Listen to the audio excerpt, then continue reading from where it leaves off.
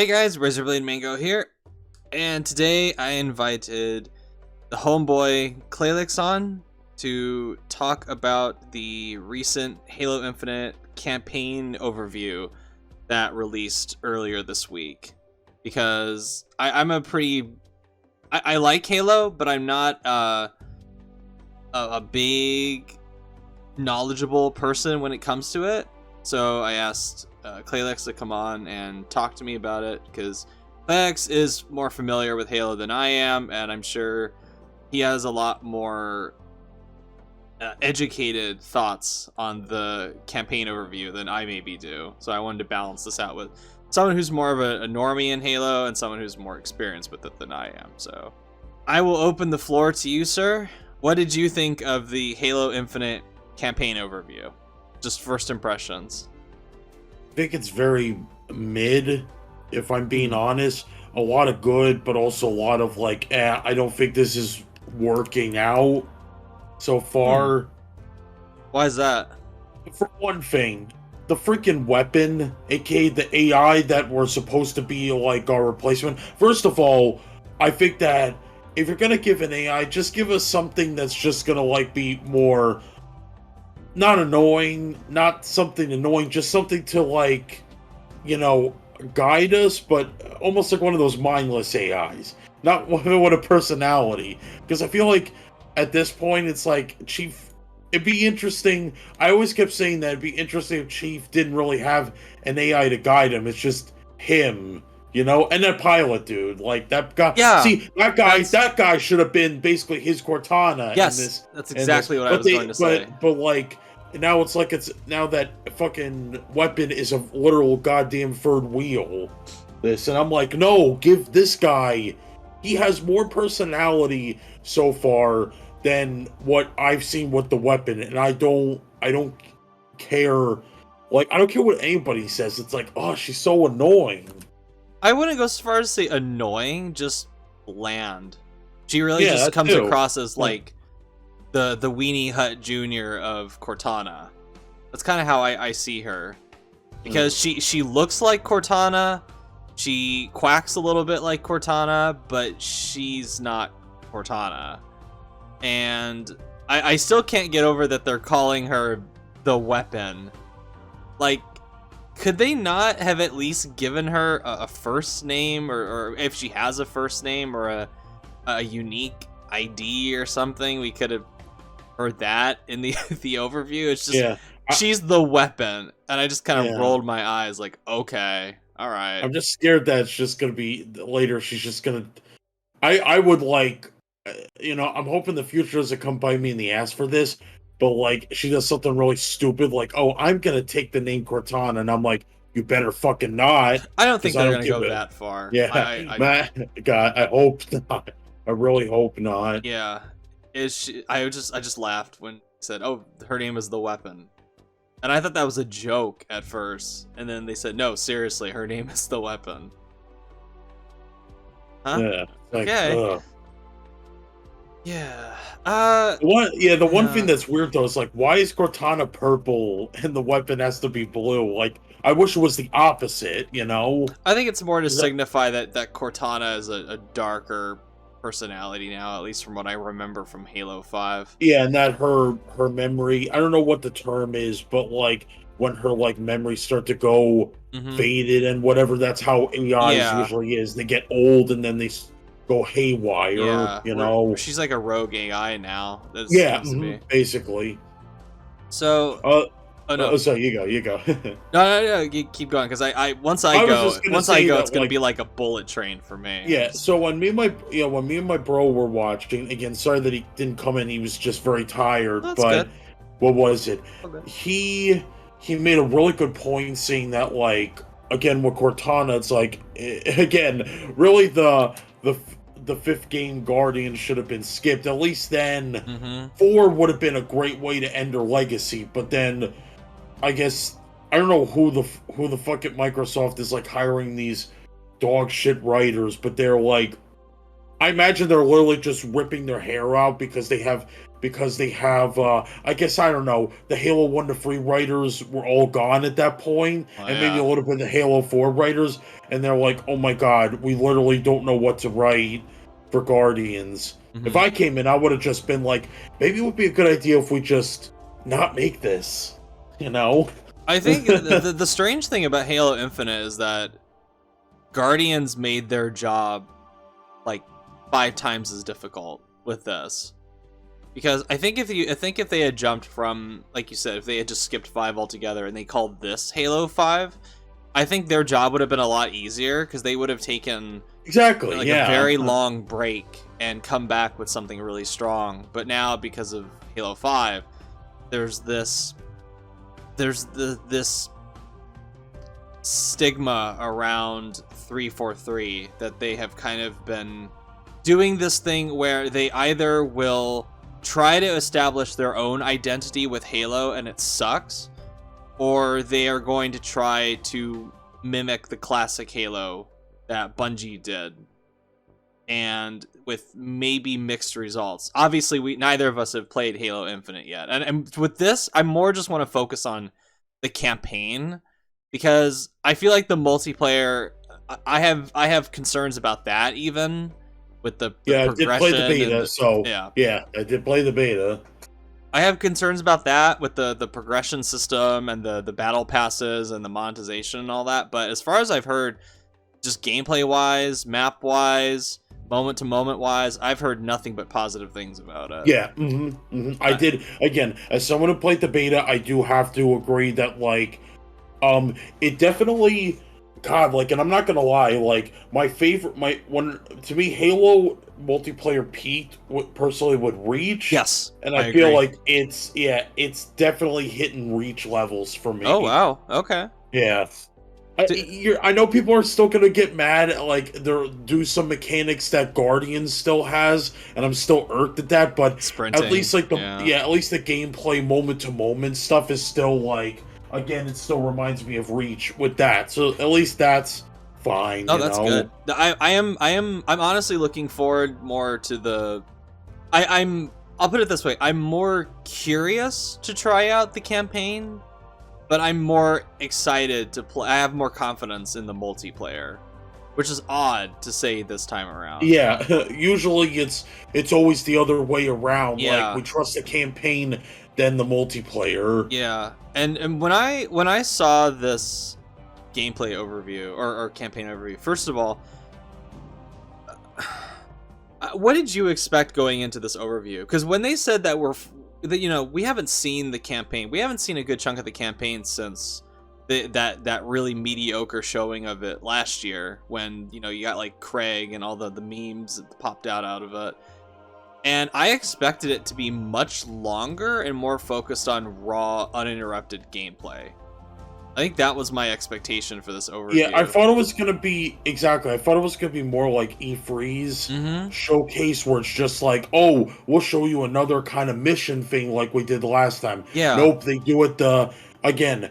And I'm telling you, this is definitely becoming more of a thing now. They just like rely on some gameplay footage and then would beat for beat other stuff that you expect. And of course, they got a female narrator going in. They do the Rockstar thing. Yeah, it's like, and I don't get me wrong, I don't think that's bad, but at the same time now it's kind of becoming a thing now. Like first Rockstar did it, then CDPR did it with Witcher 3, Cyberpunk, Witcher and Cyberpunk, and now we're getting this with Halo. And my thing with these campaign overviews, or not just campaign overviews, but game overviews in general. Campaign gameplay overviews. Yeah, is it's very easy to cherry pick the best elements of your game.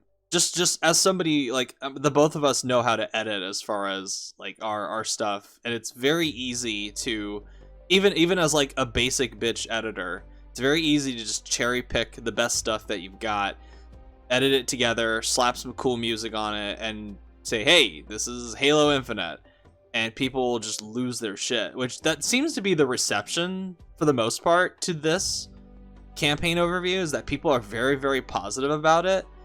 And I think we're a lot more mixed, and I'm kind of I don't. Again, like people are gonna look at this and just kind of go like roll their eyes and go like, oh, look at these guys, they're just being so negative. But I don't. We've seen enough games that come out like this where they have these overviews. I mean, hell, just look at Cyberpunk 2077, where we had months of these highly edited, cherry-picked, glossy overviews of all the elements of the game, and the game comes out and it's broken as shit. So I just don't think people should trust these highly edited, highly scripted gameplay overviews of video games, because it's so easy. We've seen time and time again that it's so easy to fake how the quality of your game looks. You know what I mean? It's just, yeah. It's, but I think we're trying to read between the lines as far as what they've shown and what like the context of when this is coming out, this overview is coming out, because I feel like this overview is maybe 3 to 4 months too late. I expected this at E3. If they had shown this at E3 back in June, yeah, people would be going like, "Holy shit, this is awesome!" I would have said, "Okay, this is a massive improvement, and they're making great strides." And to be fair, visually, yes, it is a massive improvement. I think that's undeniable. Oh yeah, they finally fixed like kind of everybody. The character models look great, especially really the especially the brutes, the elites, kind of the main villains. I keep forgetting the guy's name, but like or basically I just call them the gorilla dudes. Like the gorilla dudes look great now instead of like really finicky like they did 2 years ago. Yeah, the old gameplay footage when you compare it to this new one, it looks like Roblox. It looks really bad compared to how it is now, which is great. And this is how it should look. This is how it should have looked in the first place. But this is coming little over a month before the game drops. Yeah, December. Yeah. And I'm thinking, okay, they waited this long to show the campaign, and it's one of these highly edited, cherry-picked gameplay overviews. It's not a full I'm sure we're gonna get a full uninterrupted section of a level and stuff like that. I'm sure they're gonna do the normal thing where they have the YouTube influencers and games media come in and try out the campaign and give out hype piece articles on it and stuff. But just how it's being presented to, Joe Schmo, you and me, just normal people. We don't have access. We don't get to be all buddy with Xbox and 343. Just the normal person that's going to spend $60 on this. It's a little worrisome because of how soon this new look at the campaign is. It's so close to launch. And the fact that they were pussyfooting around showing it during E3, not only E3, but Gamescom as well. Because they didn't even have Halo Infinite at their own show during Gamescom. They put the multiplayer look of it at Jeff Keighley's thing, and we didn't even see the campaign. And I think people are kind of maybe undervaluing how much the campaign should be judged in this product, because the campaign is basically the justification for the entirety of the $60 purchase, since the multiplayer is free to play. Yeah, and not only that, and again, like we discussed before, this game I feel is supposed to be a huge ass promo to the new Xbox consoles. Right. Even though they're going, and not only that, they made this whole video about like thing with the PC port of Halo Infinite. So to me, it's like, and I'm like, that one is like, okay, you're doing Xbox, now you're doing PC, because like, look, be square, like, I'm not a PC full gamer master race guy, but I'm like, we take our ports seriously. I spewed shit when I learned what God of War, the new God of War PC port is doing it with an outside company, and I'm like, unless we know what they do, like, because usually when I hear that, I'm like, oh, this port is gonna be shit, man.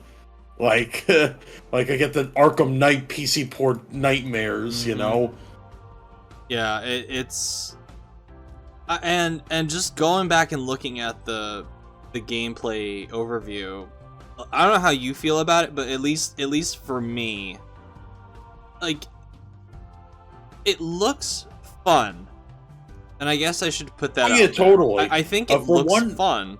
Oh yeah, for one major thing that, like, I know people might get pissed off again that they're kind of giving more, I guess, an agility, momentum, speed based focused again for Chief. But like again, I know people get pissed off at that, but you have to understand that first of all, the game is at least like open world, semi-open world. There's wide open spaces. Yes. It would take forever for Chief to get around there. And for one thing, I feel like they actually gave more emphasis on the grappling hook in this overview, because with the E3 one, it was kind of It's like they needed to do something better with that. But at least with this one, it actually looks fun. Compared to like what I tried about the multiplayer. There's that cool shot of him getting out of I think it's the Wasp, and he jumps out. And then I think it was Phantom or Banshee, whatever. A Banshee or a Wasp, when he jumps out and he like shoots the rocket launcher at the one what is the name of the enemy? The Elite? No, the gorilla people. I forget their names. The Brutes? I just said it. The Brutes, yeah. Well, I know they're the Brutes. It's fine. It's fine. like I just said the name of the faction, and I just totally blanked on it. Yeah, that's fine. But I'm sure it'll come to me later. But he fires the rocket launch. She fires the rocket launcher at it. It blows it up, and then he grapples onto the vehicle midair, and then throws the guy out.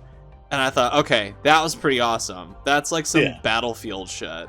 And again, that would be something that's, like I said, people would get, have a reason to use the grappling hook for. Especially since they're going to be doing more aerial combat, it seems, in this, and taking advantage of both the land and the sky when it comes to exploration, and at least I hope they take advantage of the sky with exploration. I know they will with combat, because we saw it in the gameplay overview. And it was the Banished. That's what I need to remember. Yeah. That's the Banished. There we go. The brute enemies. So the game itself looks fun. There are elements of the footage that we saw that I thought to myself, that looks very enjoyable. I have no problem with how the gunplay looks. I have no problem with how the grappling system. It all looks fine. The game looks like a next gen game now, which. Yeah, it took them a whole nother year to do it, but they finally did it. So I gotta give them props to that. At least they didn't launch the damn thing, and then a year later they went, oh, here's the graphics that you paid $60 for. At least they had the common sense to delay it. Unlike Forza, I still have concerns about the structure and how this is going to go as far as being a platform. Because I know I hate, people must be sick to death of us harping on this point. This is not a traditional Halo game. This is an open world platform kind of game where it's basically like Destiny now, where you have this large open map, and you see it in the trailer too, where there's a lot of different collectibles and icons. They have the Banished outposts, and I'm like, okay. They're doing the Far Cry thing now, where you go in and you're able to see different like oil drums or stuff that you can blow up, and it looks like Far Cry in that respect. It looks like an Ubisoft game. And then you've got the grapple hook, which looks like Just Cause, and it looks like nothing about this, now that they've taken away the linear level based kind of stuff, it looks very been there, done that, as far as the structure that they're going for. And I don't really, and considering that this is the only biome that they're going to have, the whole Pacific Northwest kind of thing, because they confirmed don't have any other ones. Yeah, they confirmed there's going to be no snow levels. They confirmed there's going to be no deserts. They confirmed that there's going to be sub biomes. I don't know what the hell that means, but I assume they're talking about maybe like, oh, you get a forest, a burned forest, and a dirty forest. Like, and great. And it'd be kind of cool if it was a rainy forest. A rainy forest. At the Rainforest Cafe. No, sorry, that's DLC. I'm sorry, Clay. That's gonna be $20. You got to get that rainforest later. Yeah, I got $20 to go to the Rainforest Cafe with Master Chief. But can you imagine if Master Chief actually went to like the DLC and there's like those old animatronic gorillas coming out and stuff?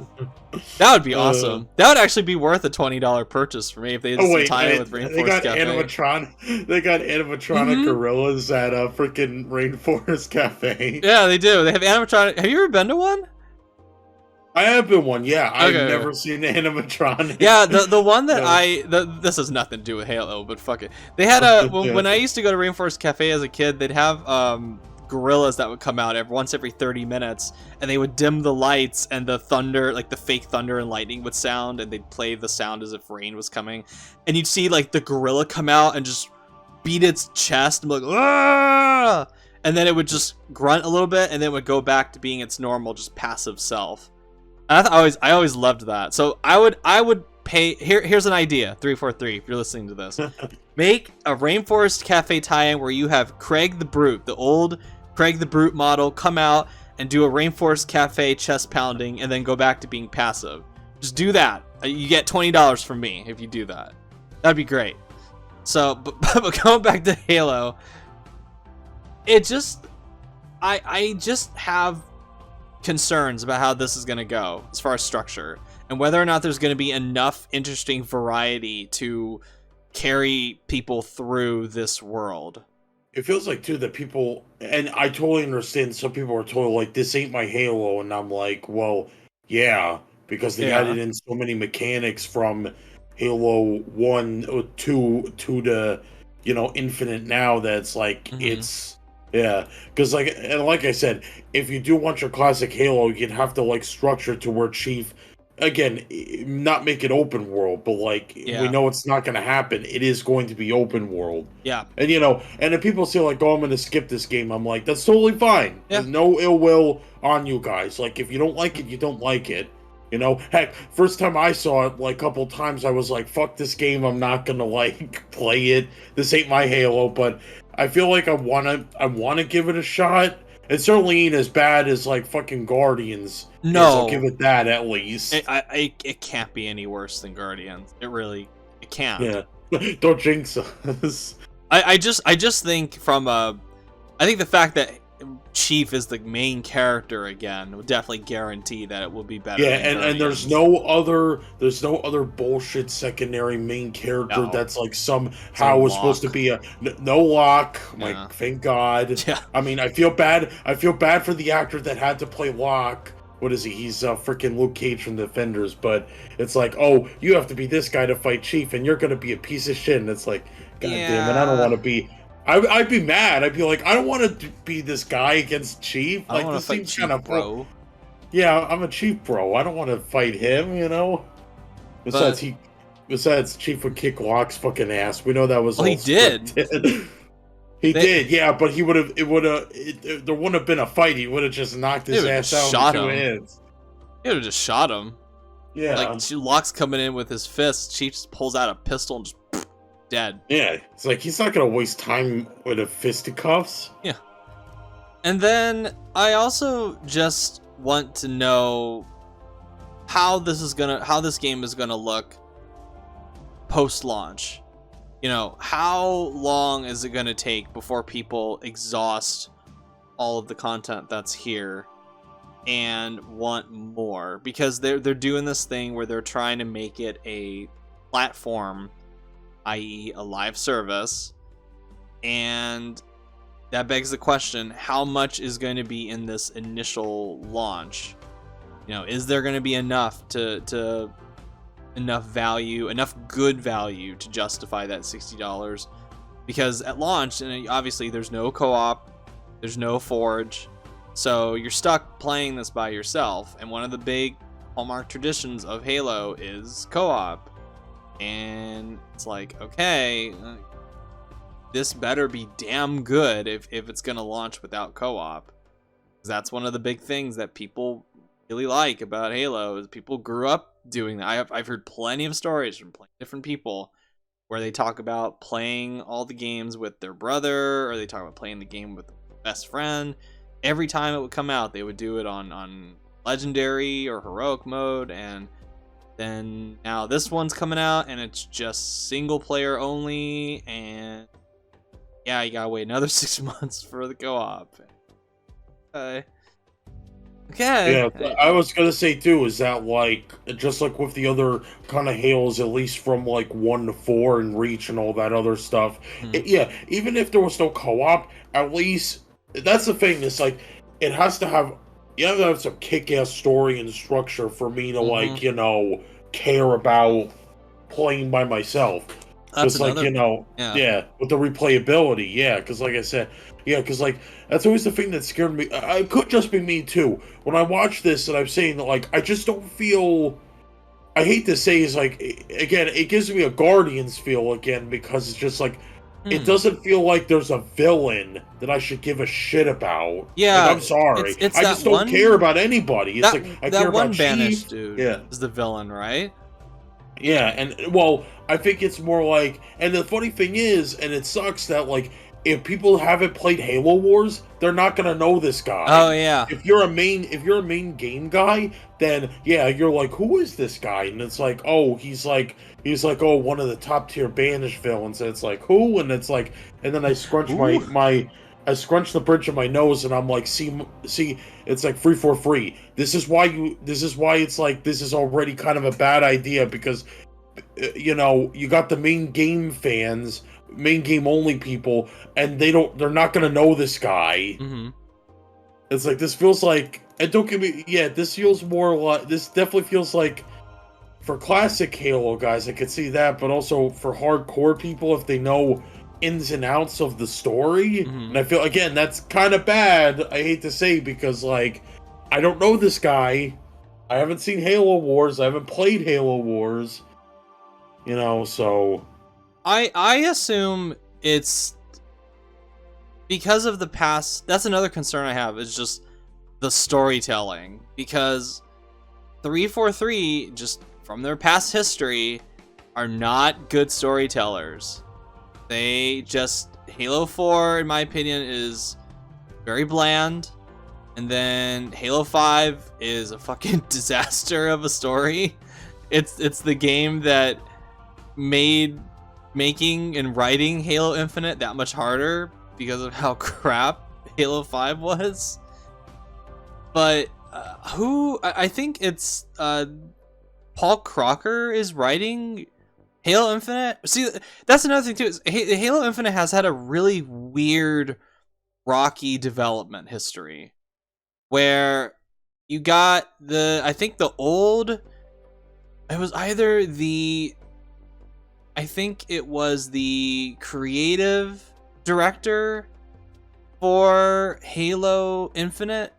I think he left back in 2020, a little bit after the infamous, you know, mediocre looking demo that was announced at their Xbox event that year. And they brought in, of course, Joseph Stanton. But Joseph Stanton has only been there for a little over a year. And there's only so much somebody can do within a year with the structure of a game, unless they like magically rebooted the entire thing from the ground up within a year, which I wouldn't, you know, it's not impossible, it's just extremely difficult, and I doubt they would do that. But this has had, and it's, you can just smell it off of this game, just with how weird they've been about the marketing and just the delays and just the first impression.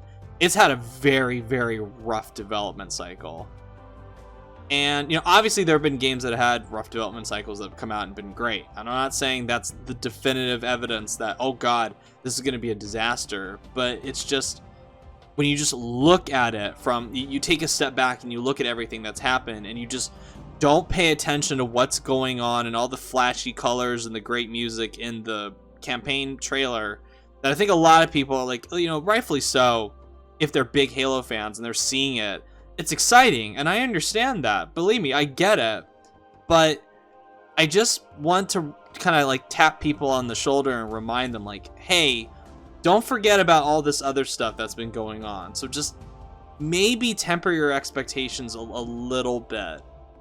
But that's what I'm saying. It's just like, hey, you know, kind of like a friendly reminder that, you know, we've been here before with many games, and especially with Halo games. Because remember when Halo 5 was coming out and they did all those podcasts and they did all that shit where they're hyping up the big battle between Chief and Locke, and then it turned out to be like one small cutscene that you couldn't even play. I know, and it's like it's like one of the worst hyped up things they ever did, because like you said, they did one cutscene and then they're automatically get out the we're best friends now card, and I was like, what the fuck were you guys thinking with that? Yeah. So I just the point of this video, and I think what we're both, I don't know about you, I don't want to speak for you obviously, but the point that I'm trying to say is just to Halo fans out there, I understand that you're excited. We don't mean to be cynical. We're just being real for real here. I'm going about it. I'm going off based on past history with 343 and just the general thing that tends to happen with these big AAA games. A lot of them that come out and they're underwhelming and they're half-baked, and you gotta wait another year for them to be patched to completion, and they're just so fucked at the structure level that it's just never going to be fully salvageable. But that's what I'm saying. Just you know, read between the lines. Focus more on focus a little bit more on what 343 is not showing you in this. Focus a little bit more on when this is coming out, why this is coming out, why it's structured. This overview is edited and structured the way it is. You know, when we see, and I assume we'll see full unedited gameplay, then great. If it looks great, then it's like, okay, it's a little bit more hopeful. But right now, honestly, yeah, it's like, it's okay. Yeah, and to me, like, Halo Infinite, it looks fine, but it's still, after all this time, still does not have that wow factor to me. And I'm not even saying seeing a trailer with a wow factor is a guarantee that the game's going to be good. But especially when I compare it to, I'm not even going to compare it to a PlayStation or a Nintendo game. I'll compare it to Forza Horizon 5, because when I saw Forza Horizon 5, I thought that looked awesome. I was like, I'm so on board for this. I'm not even a car guy, and I am totally down to play this. It looks really good. There's just that instant hook, and I've never seen that instant hook, in my opinion, from Halo Infinite. Every time they've shown it, it's always been with this. It's always been like a half and half kind of thing. Yeah, it's always been like a kind of feeling every time I see it. Very give and take. I just think like, okay, so if we go by like real quick beat for beat, like all that we've seen on the trailer, again, yeah. So we go for the open world. Obviously, like, again, the gameplay is fine. Again, we get a thing with the grappling hook. It's pretty good. Like I said, solid. Don't mind me. I'm just like going, like skipping through like the important bits. Yeah. And again, we get the weapon. Like, don't care about her. Oh, we do get the Borderlands type feature where we can choose a vehicle to ride. I kind of like that. Yeah.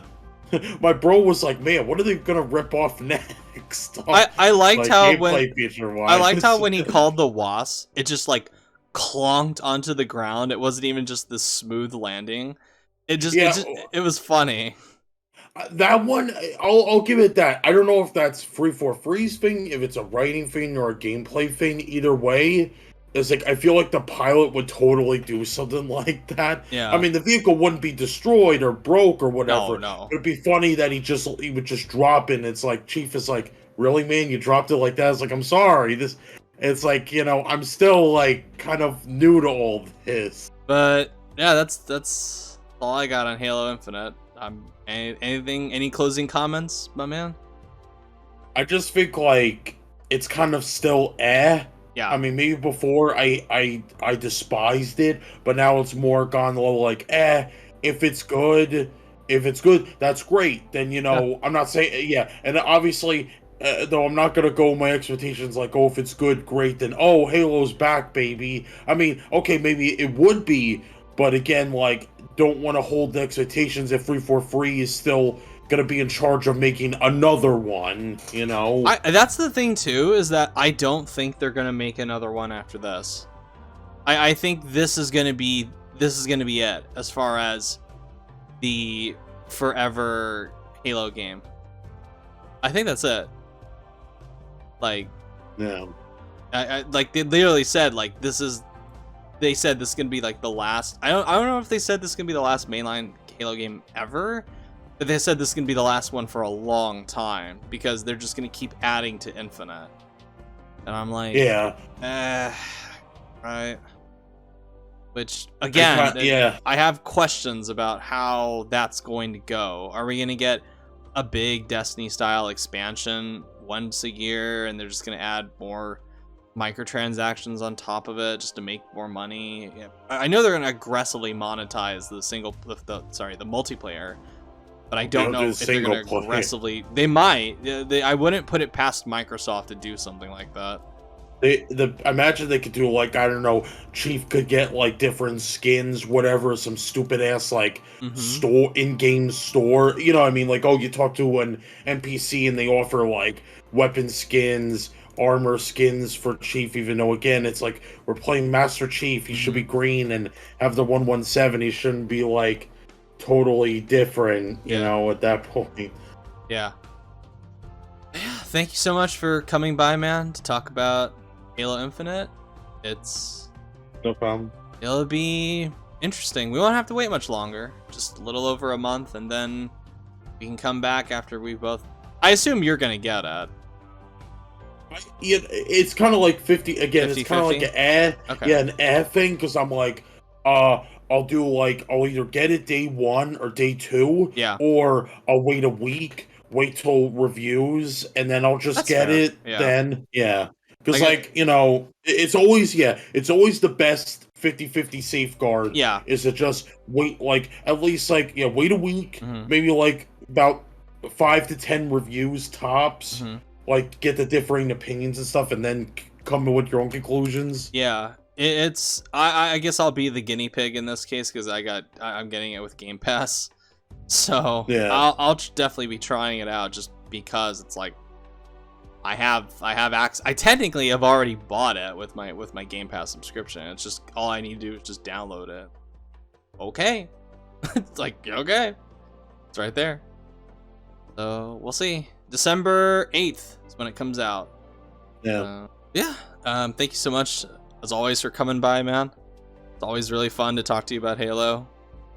And thank you to everyone who watched. If you like to see, subscribe. Let us know what you guys think about Halo Infinite, how y'all are feeling about it. Gut check right now. And as always, I'm Razor Blade Mango. Thank you so much for listening, and I'll catch y'all later. See ya. Bye.